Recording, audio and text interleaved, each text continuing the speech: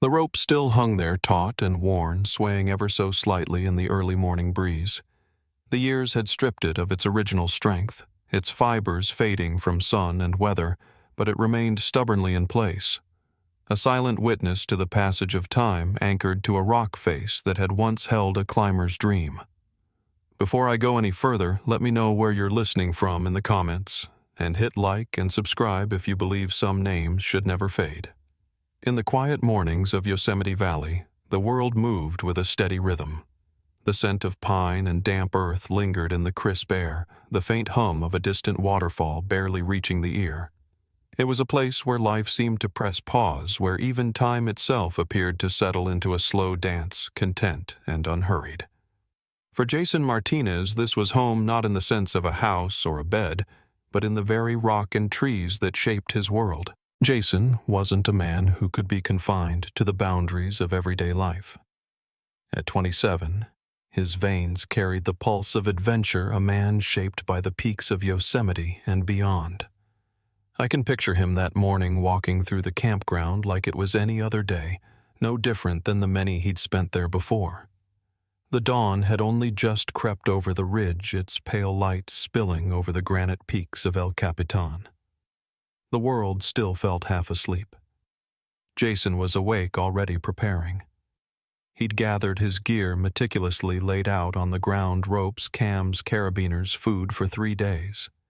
He checked his harness one last time, his hands moving with a confidence born from years of practice, the quiet assurance of someone who'd made this their life.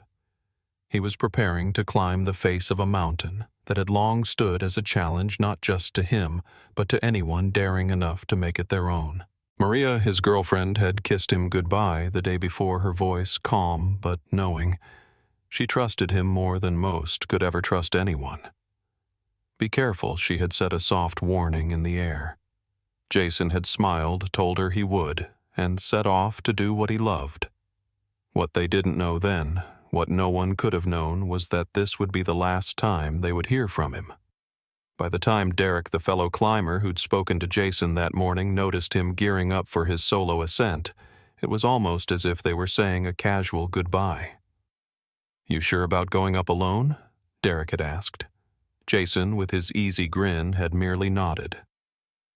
"I've got this," he said, and with that he walked away, heading toward a route few even knew about. Derek never saw him again. It wasn't unusual for climbers to set off on their own in Yosemite. The valley was full of them dreamers, adventurers, souls who preferred the height of granite walls to the grind of the everyday. But the solitary nature of climbing came with its risks that Jason was well aware of. His decisions that morning, the self-belaying technique he was going to use, the route he'd chosen, had been part of a plan years in the making. Jason was not reckless. He was skilled, experienced, and methodical.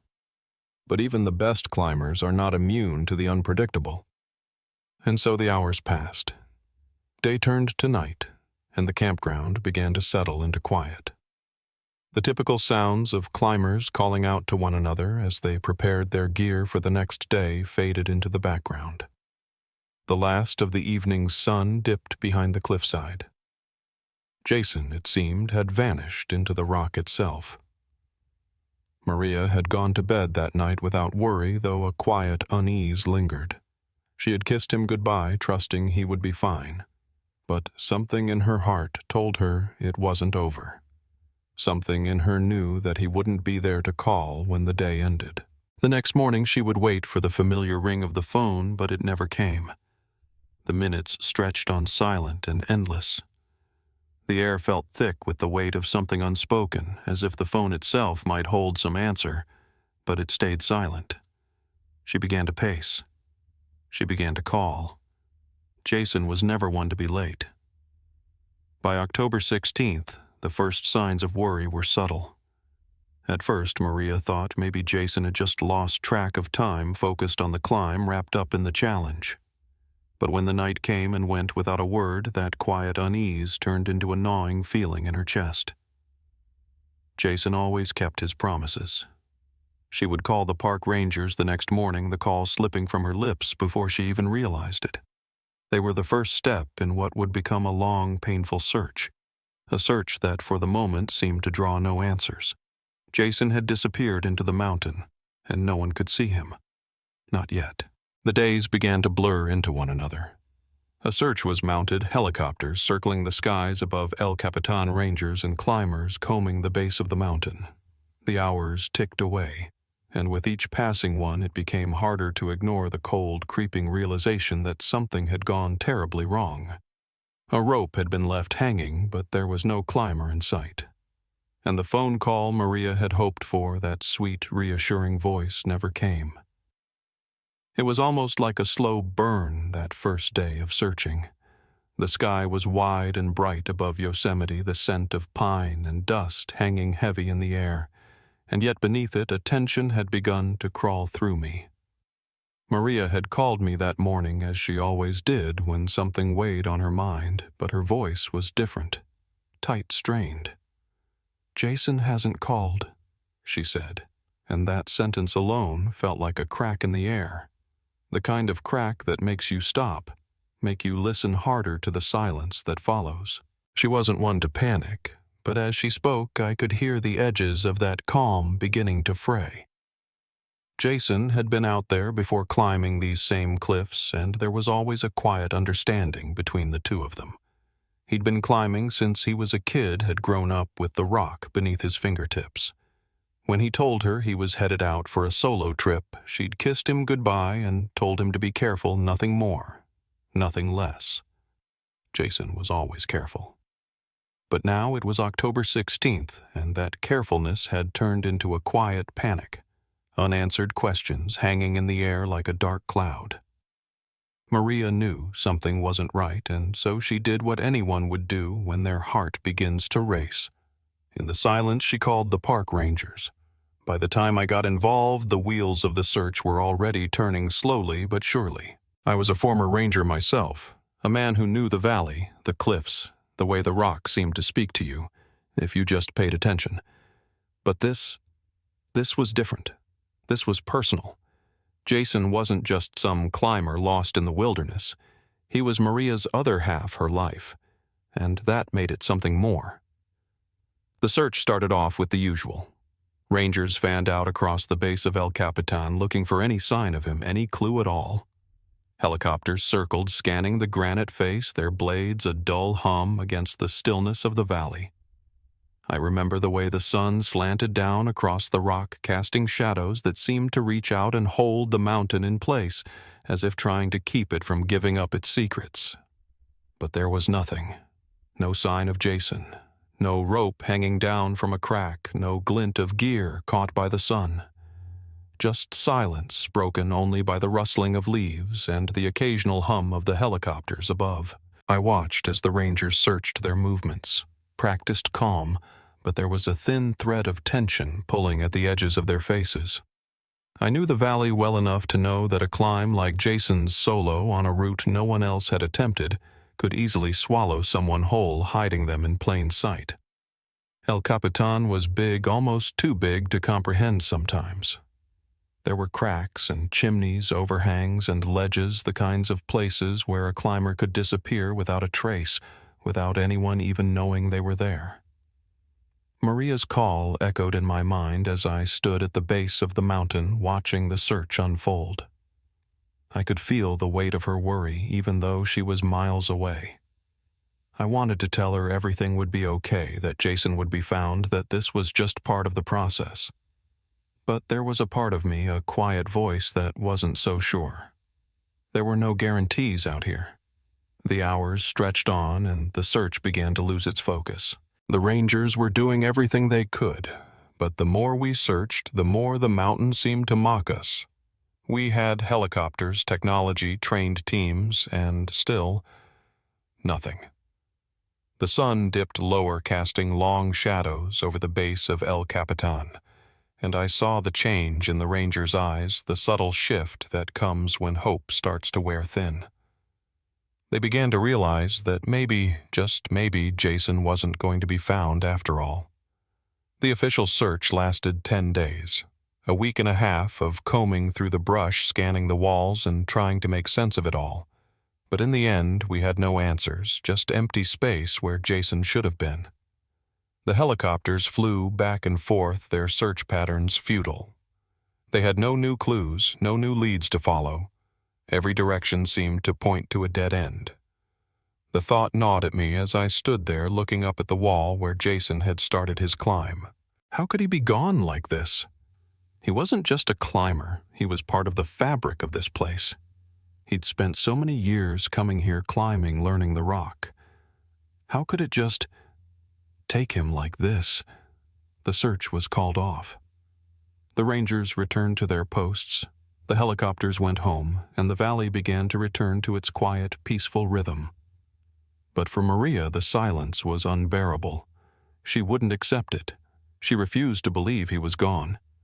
Every year, like clockwork, she would return to Yosemite, standing at the base of the mountain and staring up at the cliffs, as if hoping to see some sign that Jason was still out there waiting to be found.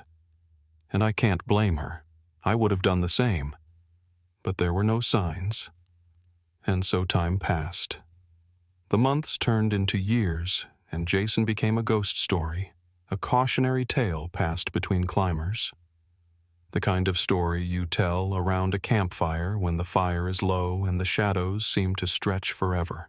No one ever truly forgot Jason, but he was becoming a footnote, a memory fading into the background of the climbing community. The new climbers came. They set new records. They pushed the limits of what was possible. But Jason, in the eyes of many, was nothing more than a name on a plaque, a face on a memorial. Still, Maria held on. She kept the faith that one day someone would find him, that somehow, somewhere, Jason was still out there. She wasn't ready to let him go. It was June 2021 when it happened. The moment that would change everything. Two climbers, Sarah Kim and Marcus Webb, were working their way up an obscure route on El Capitan's southwest face. The Iron Hawk route, a climb so rarefied that only a handful of climbers attempted it each year. As they climbed, they passed a rope anchored to the rock. It wasn't their rope, but it was attached to something else, something strange. Sarah and Marcus, curious, investigated the rope, and when Marcus descended to see where it led, he found it the body suspended in a harness, just as it had been for nearly 3 decades. The shock hit me like a cold wave when I heard the news. I don't think any of us were prepared for the realization. Jason's body had been there all along, hanging in a place so remote that it had remained undisturbed for 27 years. He had been waiting for someone to find him, and now, at last, someone had. They recovered his body, and when they did, they found more than just remains. A journal. Jason's journal was with him, tucked into the pocket of his harness. The pages, protected by waterproofing, were still intact, still readable. His last words, written just days before he'd succumbed to the harshness of his situation, would finally reveal the truth of what had happened to him. The story he had kept to himself for so long would now be shared, even if the cost of that truth was more than anyone could bear. The search had ended, but the story was only just beginning to be understood. The news hit like a sudden storm, unpredictable and cold. It was June 2021, and I was sitting in my office surrounded by the usual clutter of case files and notes when the call came in. A climber named Marcus Webb, along with his partner Sarah Kim, had found something on the southwest face of El Capitan. A rope. Old weathered, its fibers faded from years of exposure. The kind of rope no climber would leave behind without a reason. At first, I didn't think much of it. Climbers leave ropes, carabiners, and gear behind all the time. But Marcus and Sarah, both experienced, had noticed something that caught their attention. The rope wasn't just abandoned. It was still under tension, anchored to the rock, leading them to believe something was wrong. Something was very wrong. Marcus, with a mix of curiosity and caution, had rappelled down to investigate, and what he found stopped him dead in his tracks. A body. Suspended in space, trapped in its harness, just as it had been for decades. the remains of a climber who had been hanging there all this time. Jason Martinez. I remember hearing the words over the phone, but they didn't feel real. Jason Martinez. It didn't make sense. He'd been missing for 27 years, presumed dead, his disappearance a shadow in the valley's history. I felt like I had been dropped into the past, into a story I thought was long finished. I knew what it meant. I knew the implications of that discovery. The body had been found in a section of El Capitan so remote that it had never been seen by searchers, by rangers, or by anyone who had climbed that wall over the years. But what stood out more than anything else was the way Jason had been left there in plain sight yet invisible. His body, his rope, his harness, all of it had been right there, hidden by the mountain, unseen by the thousands of climbers who passed within a few hundred feet of him. When I heard about the journal, I knew I had to see it. Jason's journal, the last thing he'd written before he died. I had no idea how much it would reveal, no idea how deeply it would wound. The body was recovered after 2 days of painstaking technical rescue work. Rangers rappelled down from the summit, carefully lowering Jason's remains, the gear, and the journal. They handed the journal to Maria, Jason's girlfriend, the woman who had never stopped believing that Jason was still out there. She'd spent years at the base of that mountain, looking up, hoping. And now, finally, the truth. A truth that had been waiting in the shadows for decades was going to be laid bare. I wasn't there when Maria opened the journal, but I can imagine the moment. The way the leather binding cracked as she turned the pages. The way Jason's handwriting, faded by time but still legible, must have brought all those years rushing back. Her hands shaking as she read each word as if trying to hear his voice one more time. October 13th, 1994. The first entry. Jason had written about the climb, the excitement he felt, the perfect weather, the promise of a new route on El Capitan that no one had ever attempted. "I can't believe I'm finally doing this," he wrote. His words were full of hope, full of determination. He had been ready. So ready. The days that followed, as Maria would later read in those pages, were less optimistic. As Jason climbed higher, he ran into trouble.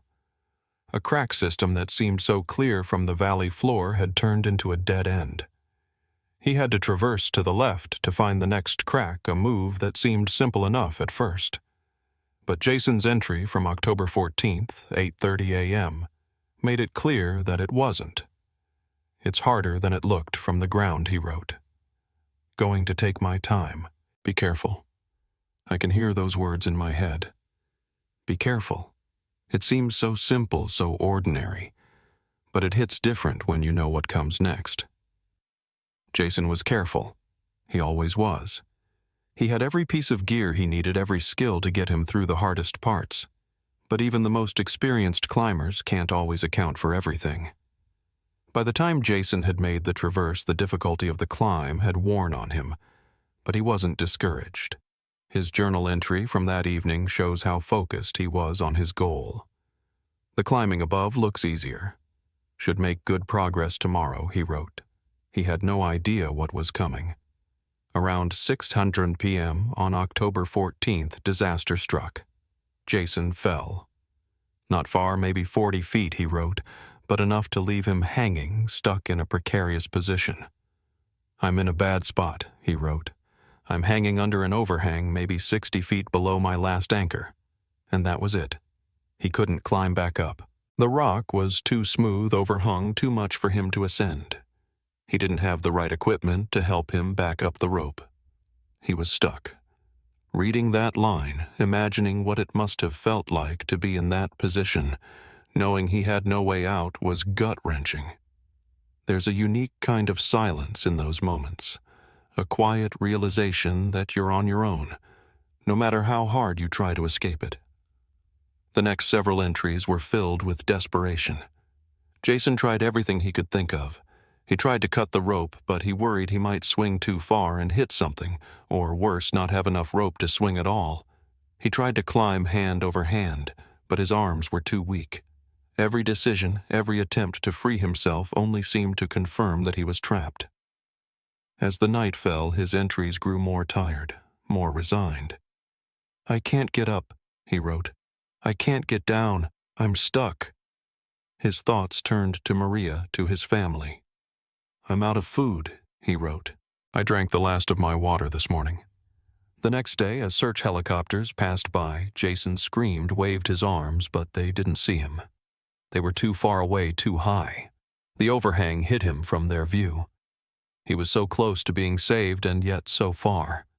It's hard to fathom what it must have been like for him in those final days. The pain of being so close to rescue but unable to signal. The aching in his legs from hanging too long. The numbness that crept up from the strain. I think about it all the time. How close he was to being found. But no one saw him. Not that day. Not the next. Jason's last entry, dated October 17, 1994, was brief. His handwriting was shaky, weak.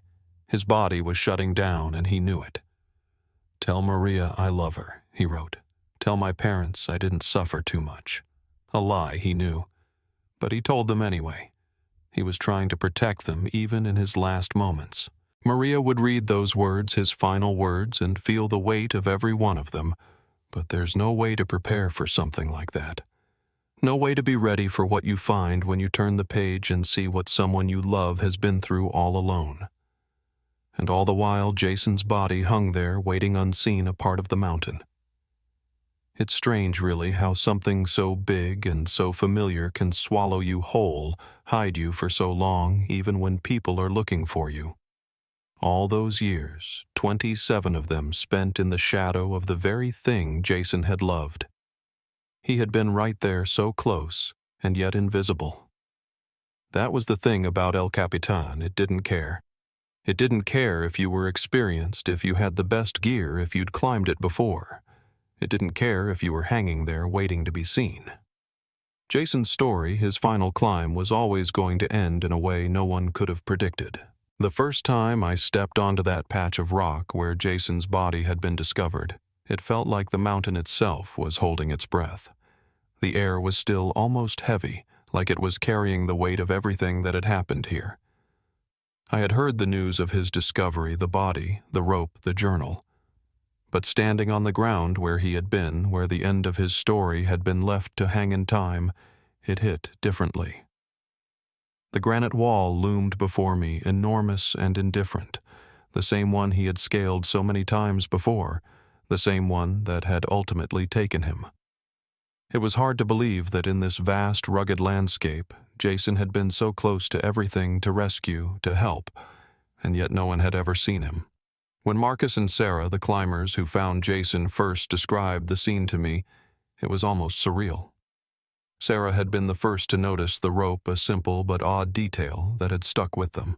The rope wasn't theirs, but it was still anchored to the rock, and as Marcus investigated it, led him to the unimaginable. A body hanging in place like a tragic relic of a life once full of promise and passion. But it wasn't just any body. It was Jason's. I remember hearing Marcus' voice crackle through the radio when he first called it in, and I had to pause for a moment just to gather myself. "I found someone," he said. "I found a body." That was it. It was strange how those words felt. I'd been involved in enough searches to know how often they end in disappointment. But this time, there was no room for doubt. Jason had been found. When I arrived at the scene, the technical rescue crew was already hard at work. It took them 2 full days to recover Jason's remains, carefully lowering him his gear, and most importantly, his journal down from the wall. As they pulled the rope up, I could hear the sound of metal carabiners clinking together, the creak of the ropes, the quiet conversations of the rescue team as they worked to bring everything back. It felt like a dream. Jason's body was right there, but it still didn't feel real. He had been so close this whole time, just waiting. It was as if the mountain itself had swallowed him, and only now, after years of silence, was it willing to let him go. When I finally laid eyes on Jason suspended in his harness, I was struck by the stillness of it all. There was no rush, no sense of urgency, just the finality of it. His body had remained in that position for nearly 3 decades, untouched, unmoving. The only things left to bear witness to his final moments were the gear that had kept him tethered and the weathered journal that now carried his last thoughts. The journal, that small, simple book, became everything. It held Jason's voice preserved by the waterproof case that had protected it from the elements for all these years. When Maria held it in her hands, I could only imagine the flood of emotions that must have rushed through her. She had been the one to wait, the one who had never given up on him. And now, finally, the truth was right there in front of her. The journal would tell her what had happened on that mountain. It would be the last thing Jason had written before he passed a record of his thoughts, his fear, his regret. All of it was there in his own words. I wasn't there when Maria first opened it, but I know she must have taken a breath before reading the weight of what she was about to learn, pressing down on her chest. Jason's words must have sounded like a ghost, his voice reaching across time to speak to her one last time. As she began to read, the first entry was filled with excitement. October 13th, 1994. Jason was ready to start the climb of his life. "The weather is perfect. I can't believe I'm finally doing this," he wrote. The enthusiasm and determination were clear in those early entries. There was no sign of the torment to come, only the thrill of the climb. But as Maria would soon discover, that feeling didn't last long. By the next day, October 14th, Jason was already beginning to face the first major hurdle. The crack system he had chosen to follow had ended unexpectedly, forcing him to make a difficult traverse. His entry at 8:30 a.m. was cautious. "It's harder than it looked from the ground," he wrote. "Going to take my time. Be careful." Those words felt like an omen, like a warning that Jason was in over his head, but he pressed on. He made it through the traverse, but it wasn't easy. I imagine his arms were already beginning to ache, his mind growing more focused as the challenge grew more dangerous. But then, as the day wore on, disaster struck. Jason fell. In the journal, his words were brief, almost matter-of-fact. "I'm in a bad spot." He had fallen about 40 feet, but his rope had caught him, leaving him suspended below an overhang. And that was where everything went wrong. He couldn't climb back up. He didn't have the right equipment to assist him, and he couldn't see a way out. For the next few days, the entries became a record of his attempts to free himself, but they grew more desperate with each passing hour. As I read through the journal myself, I could feel the tension building. Jason was in a spot where every decision mattered. Every moment felt like it could be his last. He tried to climb back up the rope, but the rock was too smooth. He tried to swing over to another part of the cliff, but it was just out of reach. He had food, water, and warmth for a while, but those supplies were running low. The hours, the days stretched on, and Jason all alone was just hanging there trying to survive. What struck me most about the entries was the way Jason never lost his composure, at least not outwardly. His thoughts were clear, methodical, even as his body began to fail him. But there was something else there, too. A quiet resignation.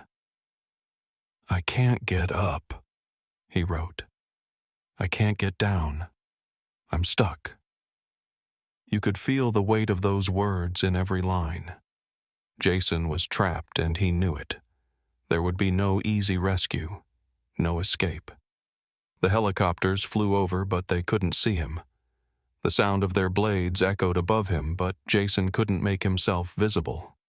He tried everything he could think of to signal, waving, shouting, even tying his red jacket to the rope in hopes of drawing attention. But nothing worked. The helicopters flew past, oblivious to the man hanging below them. I don't think he ever truly gave up hope, not fully.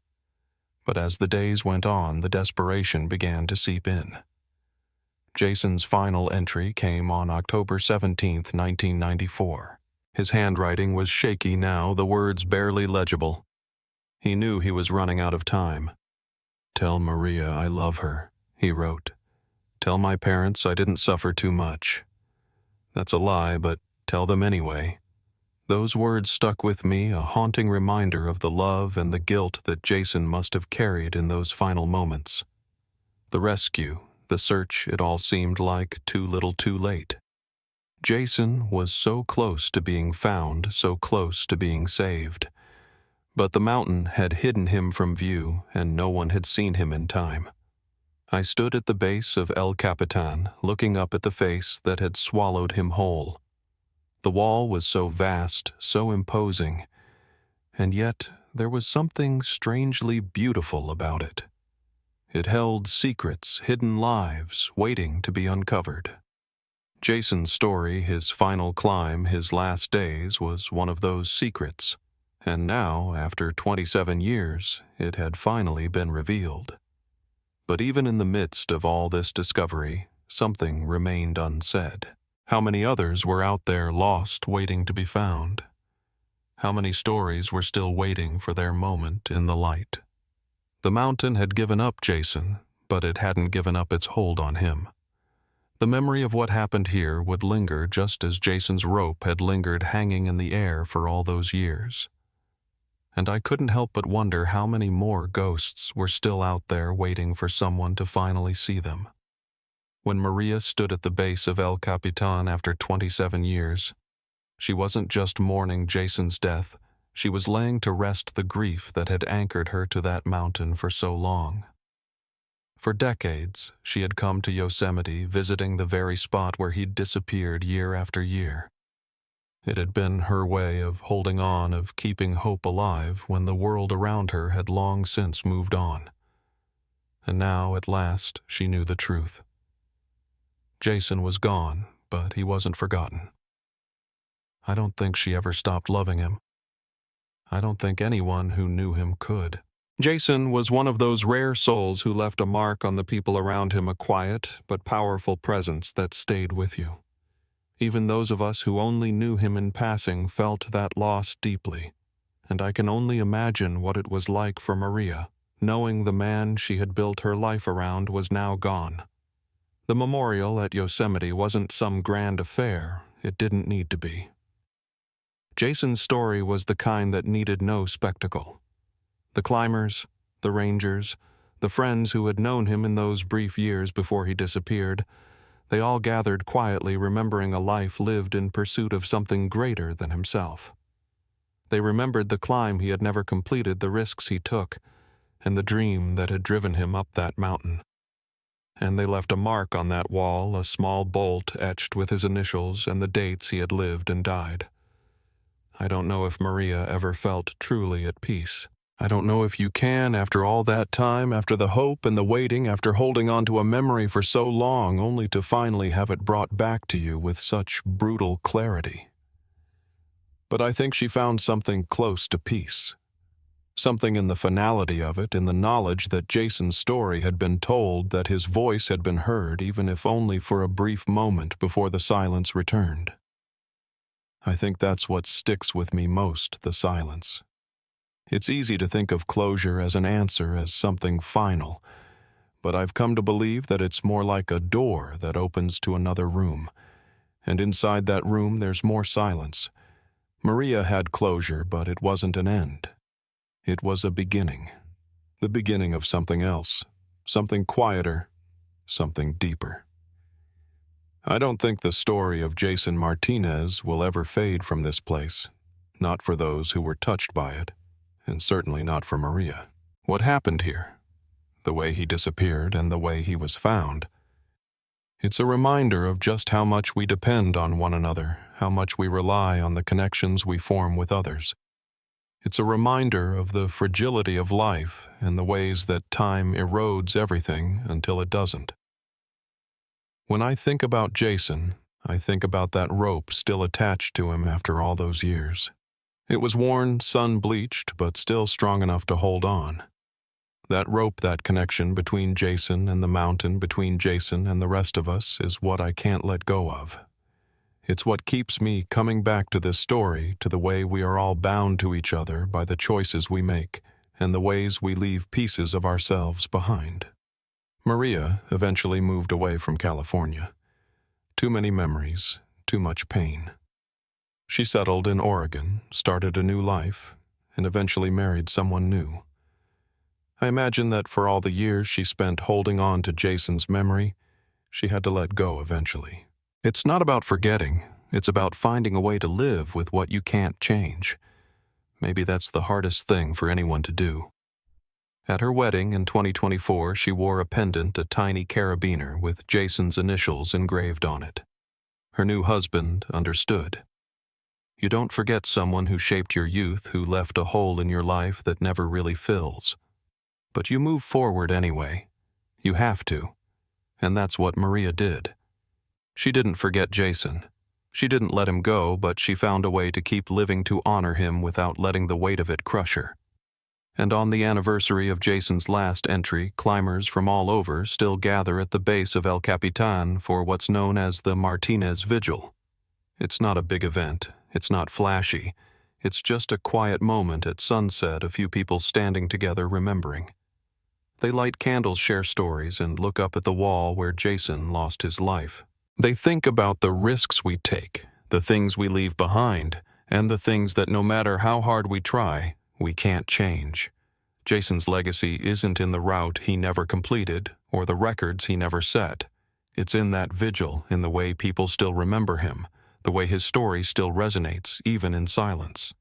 It's in the lessons we learn from his life and death about preparation, about care, about the fragility of our plans. But more than that, it's about love. It's about the love Maria held for him, the love the climbing community held for him, and the love he still gives to those who think of him. I think that's what Jason's story teaches me, that we're all just hanging by a thread sometimes, but that thread, the one that connects us to each other, that's what holds us together. That's what keeps us going. If this story stayed with you, share it not for views, but so no one's name gets lost to the dark.